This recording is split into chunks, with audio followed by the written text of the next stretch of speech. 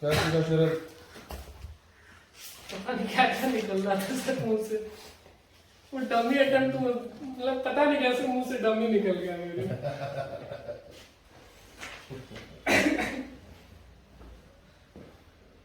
Pressure feel हो रहा था?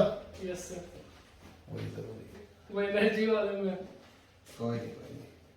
अरे वो एक बार कोई अफगानिस्तान पे वो हो रहा था, तो उसमें ना मेजर द्वारा आर्य सर किसी से बोले थे कि शायद गोरखास जाने वाले थे, डिप्लॉय होने वाले थे। तो उन्होंने बोला था Gorkhas are in Afghanistan, then God bless you Taliban. वही फील हो रहा था। Sanjay sir is there, then God bless you. बैठ जाओ बैठ जाओ बैठ जाओ। As I entered, I greeted sir. He asked me how am I doing and how is it, and then he asked me about the 5 examples. How am I responsible and independent? And he asked me to relate it to my job and with how it will help me in the army. And that was my first question. I backed it with some examples, and then later on I wrote in my interest and hobbies that I read self-help books. So he asked me, how can I connect them with the army and why do I read these books? Like basically why only self-help books? So I related it like that these books help me to be motivated all the time. So he countered me saying that does that mean that you are not motivated all the time? And imagine if you are going to some hilly areas or where you have faced some problem or you have lost your men. So will that mean that you will just stay there and not focus on the work rather than you're just grieving all the time? So will you be demotivated? So I had to again, I could not counter much, but then I am going to work on it. And then he asked me about my father, like from which unit is he belonging, and about the insignia, and about the flag, and he made me draw the insignia. And then he asked me to define the colors and what are the meanings of those colors. And next he asked me about my 5-year plan. So I started it with saying that I'm going to join a college for my MBA, and then what are the changes that are going to bring me in the MBA, and then how it will help me in the future.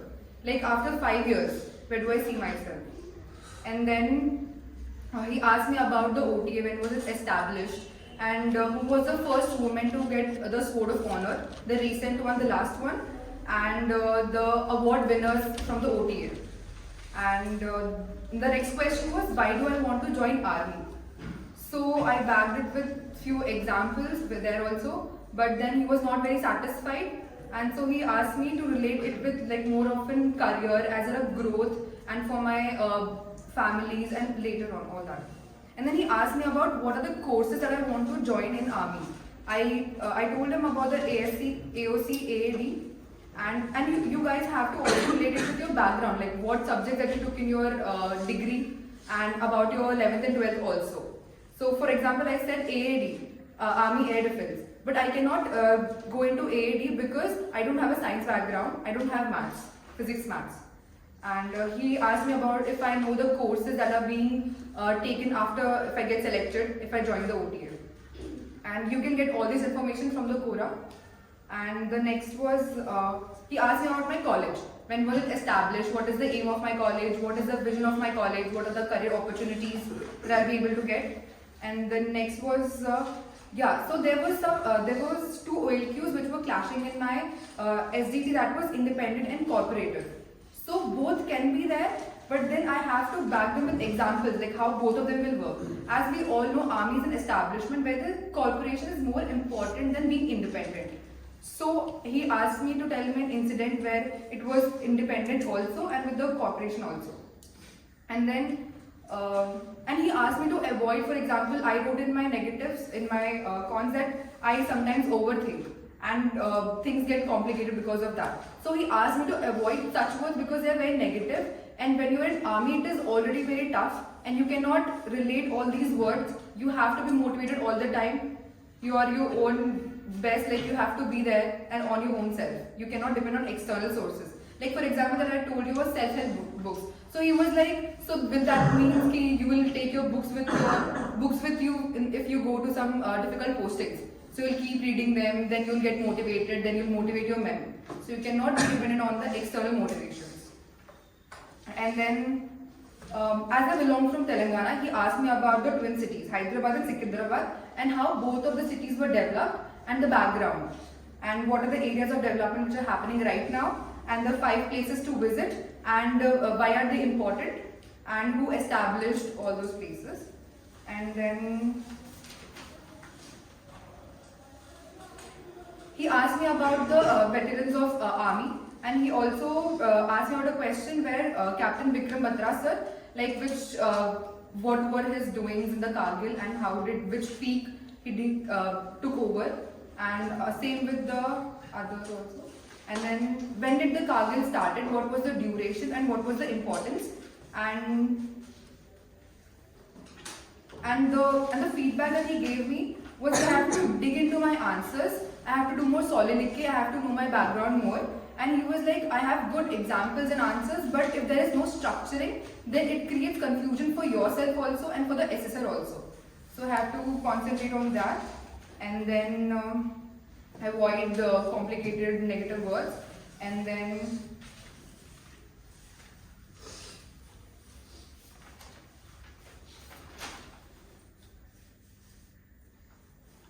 yeah, so basically what I learned from this was that my internal was good, I knew myself well, I knew my family well, but about the external source, about the news, current affairs, about for example, the Captain Vikram Batra sir, the information about related to Kargil, the different peaks, Siachen, Pakistan, China, different countries, I have to read about them, about even the army, about the forces, and then I have to make my why very strong. Like, just after when I express my why, the assessor should be confident, fully confident that okay, this girl is suitable for it.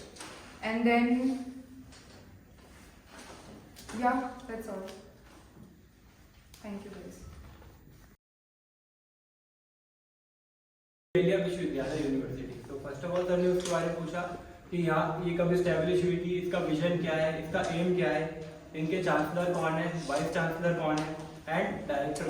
और जैसे इसमें Ahilyabai word आ रहा है तो sir ने अहिल्याबाई के बारे में हिस्ट्री पूछी एंड पूछा 5 थिंग्स अहिल्याबाई के बारे में।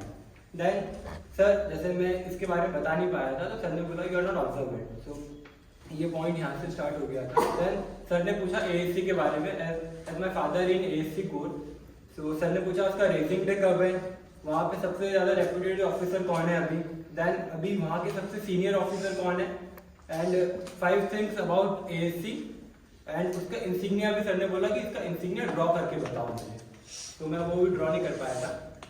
देन सर ने इसी टाइम पे आईएमए का इंसिग्निया भी पूछा था।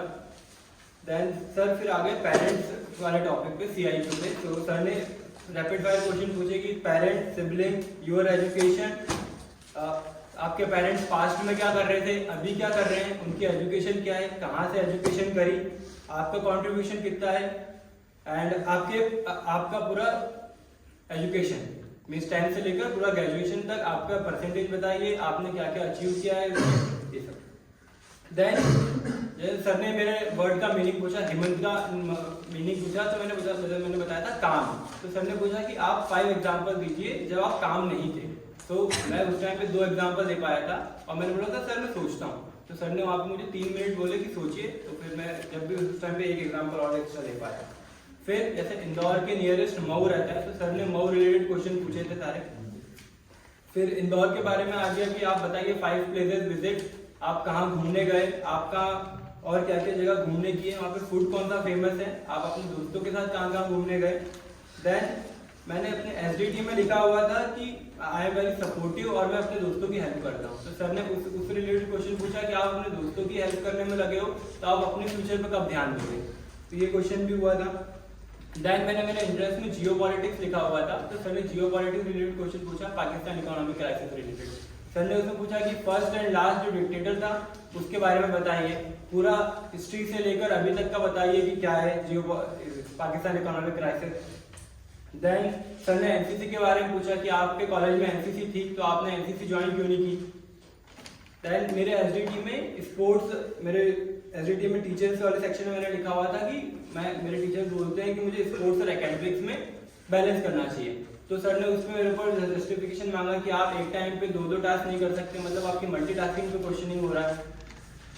देन क्वेश्चन आया था एजुकेशन सेक्टर उस पे, तो उसने बोला था आपके मार्क्स डिक्रीज क्यों हो रहे हैं, तो मार्क्स डिक्रीज पे मैं उनको प्रॉपर जस्टिफाई नहीं कर पाया था कि मेरे मार्क्स डिक्रीज क्यों हो रहे हैं।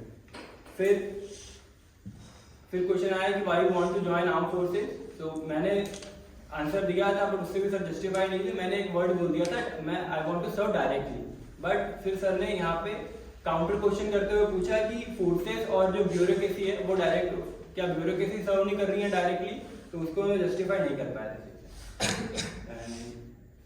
एंड आखिरी में सर ने एमपी एंड इंदौर से रिलेटेड क्वेश्चन पूछे थे कि बॉर्डर कौन कौन से स्टेट से बॉर्डर शेयर करती है एंड इंदौर से कौन कौन से डिस्ट्रिक्ट लगे हुए हैं। तो यही था जो अब मैं क्या क्या इम्प्रूव करना चाहता हूँ इसमें। तो फर्स्ट थिंग कि मैं से अभी बहुत ज़्यादा डीप अथॉरिटी करना है, मुझे इंट्रोस्पेक्शन बहुत करना है काफ़ी।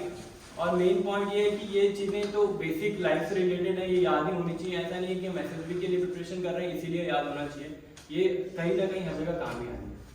Thank you. और वो जमीन में घुस गया बताया आपको पूरा इंटरव्यू खत्म हो गया, उसके बाद क्या हुआ, नॉर्मल हो गया, पानी वानी पिया मैंने। अब सर ने क्वेश्चन पूछ लिया था, मतलब सर ने वो बोल दिया था कि आखिरी में क्वेश्चन ऐसा हुआ था कि तू सक्सेस नहीं होगा, तो ऐसा कुछ सर ऐसा ही हुआ था।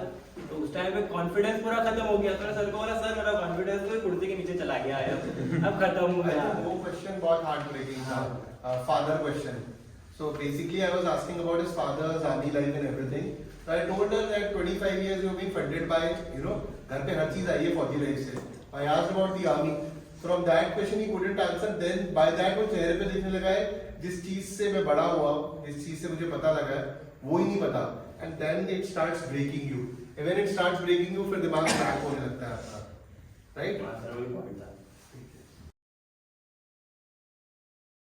और सबसे पहले मुझसे क्वेश्चन पूछे गए एनसीसी के बारे में, जैसे कि मेरी एनसीसी एंट्री है तो उसी वजह से एनसीसी के बारे में क्वेश्चन पूछे गए।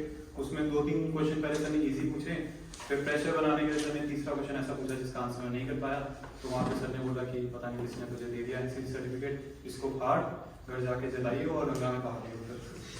फिर उसके बाद सर आए फादर के ऑक्यूपेशन पे कि अच्छा फादर आईटीबीपी में है, तो सर ने उसका इंसिग्निया फिर कब बनी आईटीबीपी और हेड कौन है वो सब पूछा। तो उसमें मैं 1-2 क्वेश्चन आंसर कर पाया, बाकी भी नहीं कर पाया। फिर सर ने बोला कि वो सर्टिफिकेट की रात में इकट्ठी करियो, फिर गड्ढा बना के उसमें दबा दिया। See, if you don't know about your father's organization specifically, if he has come from military background, first of all, he told me ITBP is a paramilitary force. ठीक है, that becomes a shame.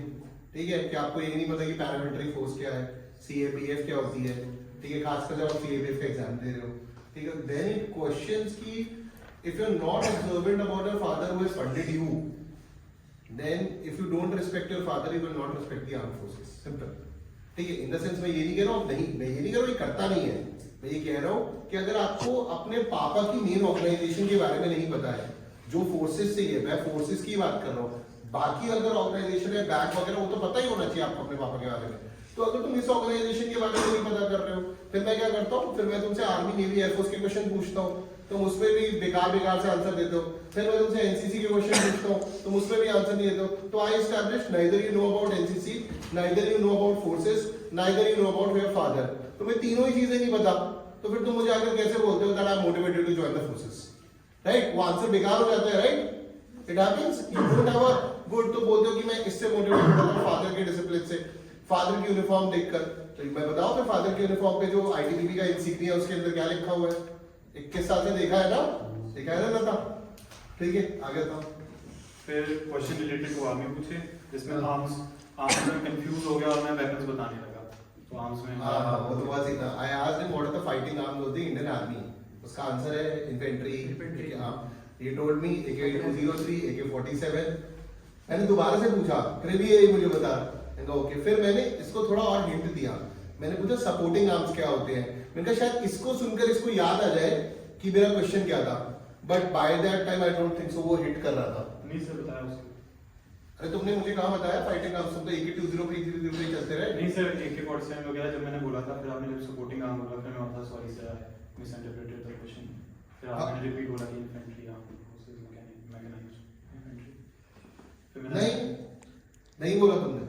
नहीं बोला भाई, supporting services नहीं पता थे तुमको, supporting arms नहीं पता थे, सपोर्टिंग सर्विसेज में इंजीनियरिंग कोर घुसा रहे थे तुम।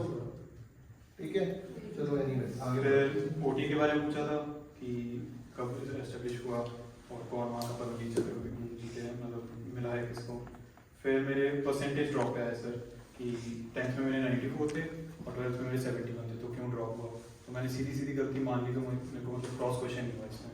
फिर सर ने पूछा था कि is your fathers salary only source of income और भी कुछ है, तब मैंने बताया था कि ऑर्चिड्स वगैरह भी है जो कि मेन सोर्स वो है। उसके बाद सर ने पूछा था कि यू आर फ्रॉम शिमला, तो what do you like about Shimla. तो फिर मैंने जैसे पूछा था उसमें मैंने बोला था कि I belong to a place which is also known as Devbhoomi. तो सर ने उसमें क्रॉस क्वेश्चन किया था कि उत्तराखंड वाले भी अपने को देवभूमि वाले बोलते हैं, तो तुम कैसे देवभूमि वाले। मैं बोल रहा दोनों ही माउंटेन एरिया, दोनों ही ब्रदर है, तो दोनों ही देवभूमि है। तो फिर सर ने But still, this is not a legitimate answer. देवभूमि ऑथेंटिकली उत्तराखंड का ही नाम है, ठीक है। अगर आप हिमाचल के लिए यूज कर रहे हो then you would have legitimate answer. ये legitimate answer कैसे बनेगा? You need to talk about the temples there. Panchkedar हाँ, पंचकेदार मैंने किसी से पूछा था, कौन था पंचकेदार वाला स्टूडेंट, ट्रैकिंग लिखी हुई थी उसने, अभिजीत, हाँ पंचकेदार उसने लिखा हुआ था, वो उसने ये तुंगनाथ करा था। मैंने पूछा था पंचकेदार, उसको भूल गया तो पंचकेदार तक। बट इसने थोड़ा सा आंसर दिया था, इसको शायद अभी याद ना रहा हो। इसने मुझे लोकल गॉड्स के बारे में बताया था आपने, तो वो थोड़ा सा उसको ऐड करोगे तो बच जाएगा, ठीक है। फिर इसी में मैंने ऐड किया था कि जब मुझसे पूछा गया था कि क्या लाइक करते हो अपने जगह के बारे में, तो उसमें मैंने अबाउट माई कल्चर बोला था। फिर सर ने कल्चर के बारे में पूछा, फिर कल्चर में मैंने देवी देवतास के बारे में बताया जो हमारे होते हैं। फिर देवता जो हमारे देवता है उनकी स्टोरी पूछी सर ने कि क्या स्टोरी है, फिर वो एक्सप्लेन की। फिर सर ने फर्क पूछा था कि जो ये गॉड्स है जैसे शिव जी, ब्रह्मा, विष्णु, और जो आपके देवता है उसमें फर्क क्या है। तो उसमें फिर मैंने ऐसे बोल दिया था कि गीता वगैरह में वो लोग मतलब वैसे तो नाग देवता, जैसे मैंने बताया था एग्जांपल दिया था कि मेरे जो हमारे कुल देवता है वो नाग देवता है, तो वही जो शिव जी के गले में रहते हैं वही सेम है। बट बस वो है कि मेन गीता में तुमसे पूछा भी था क्या गीता में ब्रह्मा जी मेंशन है, यस सर, ठीक है। ये बोलता है गीता वैसे, but Gita is not about Brahma. Gita is about whom? Lord Vishnu अपने बारे में बात करते हैं कि eating and everything. Maybe it's mentioned, I'm not really sure. जैसे वो जो एक था सर जिसमें मल्टी वो दिखाया था, हाँ, तो उसमें वो उन्हीं की बात करते हैं। But again, if you are telling that कि भगवान शंकर की आपको आनी है, विष्णु की बात करनी है, and you say कि गीता में, Gita is not the point to be mentioned. We need to talk about Vishnu पुराण, ठीक है। अलग अलग पुराण जिनके अंदर मेंशन्ड है, वेदास की बात कर, वो कंटेक्स्ट इसने जो बुक ले ली थी वो गलत ले ली थी, ठीक है। और फिर उसकी आपको लीनिएज, अगर आप लोकल डीटीज को लेते हो, अगर आप हायरकियल सिस्टम में जाओगे तो गॉड्स की भी एक हायरकी है, टॉप मोस्ट गॉड्स हैं, फिर उसके नीचे के हैं, ठीक है। अब इसके अंदर क्या है, अगर हिस्ट्री तुमने थोड़ी पढ़ी हुई थी, एक सिस्टम के ऊपर है, एक सिस्टम के ऊपर है, जिससे मरूद्स हो जाते हैं, आपके लोकल गॉड्स हो जाते हैं। आपको पता है जंगलों में भी छोटे छोटे भगवान डेमी गॉड्स हो जाते हैं। फिर ऐसे सिस्टम जैसे देवताओं के ऊपर है ना, जो 3 हमारे मेन डीटीज हैं, तो ये सिस्टम आपको पता होना चाहिए। So I think around after 10-15 minutes he started giving a little bit legitimate answers, but the legitimate answers which were related to Forge, they didn't come. The legitimate answers to his personality were able to come, like about Shimla, और क्या बताया था इसने, शिमला की problems के बारे में, वो थोड़ी सोल्यूशन भी इसने ठीक ठाक दी थी, और फिर इसने अपने प्रोजेक्ट की बात करी थी, तो दैट वाज गुड। फिर उसके बाद मुझसे पूछा गया था कि 5 problem face by Shimla people, तो उसमें मैंने 5 प्रॉब्लम बताई थी।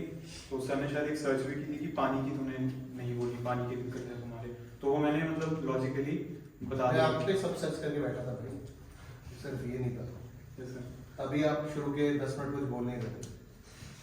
फिर मैंने मैचअप कर लिया था उसमें। फिर सर ने बोला कि तुम डीएम हो वहाँ के, अब सोल्यूशन भी दो प्रॉब्लम्स के, तो मैंने सोल्यूशन भी दे दिए थे।